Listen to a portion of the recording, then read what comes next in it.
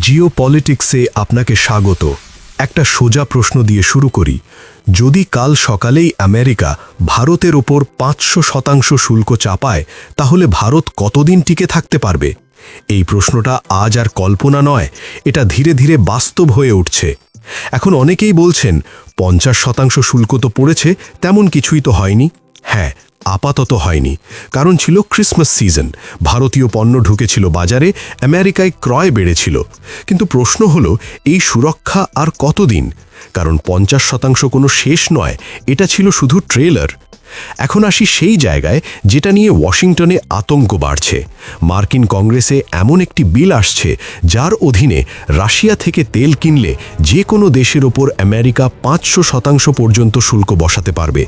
এবং সবচেয়ে বিপজ্জনক বিষয়, এই ক্ষমতা পুরোপুরি থাকবে ডোনাল্ড ট্রাম্পের হাতে। তিনি নিজেই বলেছেন এই বিল পাশ হওয়া উচিত। ভারতের মতো দেশ যারা রাশিয়ার তেল কিনে অর্থনীতি সামলাচ্ছে, এই আইন মানে সরাসরি তাদের অর্থনৈতিক ফাঁস। এখন একটু ডিটেলসে বলি, যেটা অনেকে মিস করেছেন।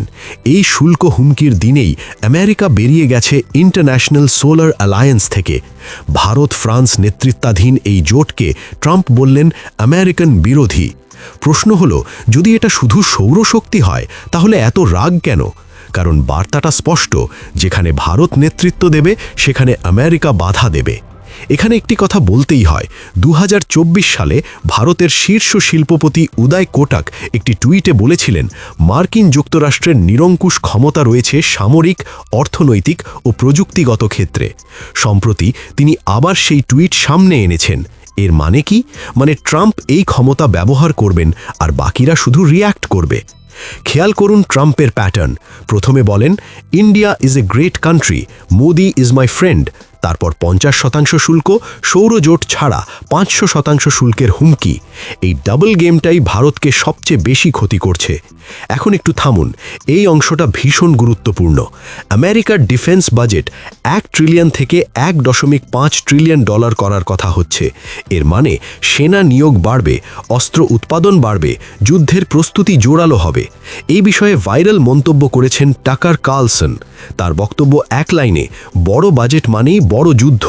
সব লক্ষণ বলছে আমেরিকা অদূর ভবিষ্যতে বড় কিছু করতে চলেছে। আর ঠিক তখনই ভারত চীন নতুন সিগন্যাল দিচ্ছে। এখানেই গল্পটা ঘুরে যায়। ভারতে নিযুক্ত চীনা রাষ্ট্রদূত জু ফেইহং একটি ভিডিও শেয়ার করেন, যেখানে অর্থনীতিবিদ জেফ্রি স্যাক্স বলেন, ভারত ও চীনকে একসাথে কাজ করতে হবে। আসল অস্থিরতা আসছে আমেরিকা থেকে। ঠিক সেই সময় খবর আসে ভারত চীনা কোম্পানির ওপর সরকারি টেন্ডারের নিষেধাজ্ঞা তুলতে পারে। এটা যদি হয়, তাহলে এটা হবে ঐতিহাসিক ইউটার্ন। বাজার আগেই বুঝে গেছে, এই 500% শুল্কের খবরেই ভারতীয় বাজার পড়েছে, চীনের বাজারও নড়েছে। কারণ বাজার জানে এই সিদ্ধান্ত কাগজে নয়, বাস্তবে আসছে। এখন আসল প্রশ্নটা আপনার জন্য, ডোনাল্ড ট্রাম্প কি ইচ্ছাকৃতভাবে ভারতকে চাপের মধ্যে ফেলছেন? ভারতের কি এখনও শুধু অপেক্ষা করে দেখা উচিত, নাকি চীনের সঙ্গে বাস্তববাদী জোটই একমাত্র পথ? আর সবচেয়ে বড় প্রশ্ন, আমেরিকা যখন বড় কিছু করবে, তখন আপনার মতে পরের টার্গেট কে হবে? কমেন্টে আপনার মতামত লিখুন।